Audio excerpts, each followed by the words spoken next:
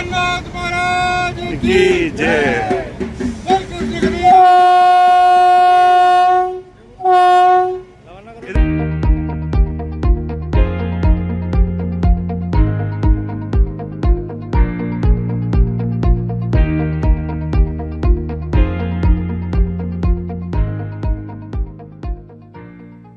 ये ट्रेन जगन्नाथपुरी के लिए रवाना हुई है, जिसमें 970 तीर्थयात्री गए हैं। जगन्नाथपुरी में भगवान जगन्नाथ जी के दर्शन करेंगे, जो हमारे 4 धामों में से एक धाम कहलाता है। इसके बाद में लिंगराज जी भगवान के दर्शन और गोपेश्वर जी के दर्शन, साथ में कोणार्क का सूर्य मंदिर है ना, जो भुवनेश्वर और जगन्नाथपुरी के बीच मार्ग में स्थित है। तो ऐसे बहुत शुभ माना जाता है जगन्नाथपुरी में दर्शन।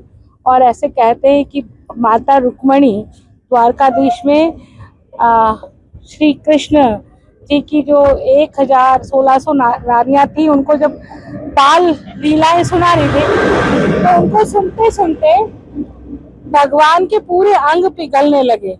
और पिघलते पिघलते जो स्वरूप बना, तो नारायण ने आकर के उनको रोका। तो जो स्वरूप रोकने से नारायण जी ने उस कथा को रोका, और जो स्वरूप बना वही स्वरूप राजा इंद्रद्युम्न के सपने में आए, और राजा इंद्रद्युम्न ने जगन्नाथपुरी में भगवान का इतना सुंदर मंदिर बनाया।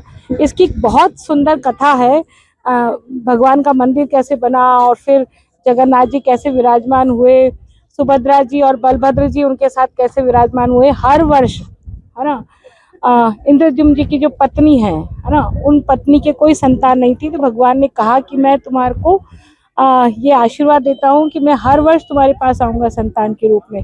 तो जो हर वर्ष हमारी जगन्नाथपुरी की जो यात्रा निकलती है, वो यात्रा भगवान मंदिर से निकलते हैं और माता के घर तक जाते हैं, है ना। तो ये यात्रा में लाखों, पूरे देश भर के, देश विदेश के लाखों श्रद्धालु इस यात्रा में जुटते हैं और भगवान के रथ को खींचते हैं। ऐसी भी लीला है कि कई बार भगवान बहुत हल्के हो जाते हैं और कई बार इतने भारी हो जाते हैं कि लाखों भक्तों के खींचने से भी नहीं खींचते हैं। तो इतनी सुंदर जिनकी लीलाएं हैं, इतना सुंदर जिनका वृतांत है, ऐसे भगवान जगन्नाथ जी की यात्रा पर हमारे अजमेर संभाग के तीर्थयात्री गए हैं। वो अपनी यात्रा उनकी पूर्ण हो, सफल हो, और वो वापस भगवान के दर्शन करके पुनः अपने स्थान लौटे। जिस मनोकामना से वो गए, भगवान उनकी मनोकामना पूर्ण करे, यही हमारी तरफ से तो यही उनके लिए मनोकामना है। यात्रा 17 तारीख को वापस लौटेंगे। 5 दिन की यात्रा है, क्योंकि यहाँ से भुवनेश्वर बहुत दूर है और भुवनेश्वर से फिर जगन्नाथपुरी है ना। तो जगन्नाथपुरी में दर्शन होने के बाद में फिर लिंगराज जी के दर्शन होंगे। लिंगराज भी बहुत प्रतिष्ठित मंदिर है, और ये कहते हैं कि जितने हमारे ज्योतिर्लिंग है, उन सब ज्योतिर्लिंगों में सर्वोत्तम और सबसे पहले जिनका दर्शन होता है, जिनका नाम लिया जाता है, वो लिंगराज मंदिर ही कहलाते हैं। और वहाँ पे जो भगवान उस स्वरूप में विराजमान है, तो लिंगराज मंदिर के दर्शन हैं। तो ऐसे बहुत भुवनेश्वर को मंदिर के का नगर भी कहते हैं, मंदिरों का नगर भी कहते हैं। बहुत पुराने पुराने प्राचीन मंदिर हैं, बहुत पुरातन संस्कृति को लिए हुए, और बहुत बड़े बड़े, बहुत विशालतम मंदिर वहाँ है।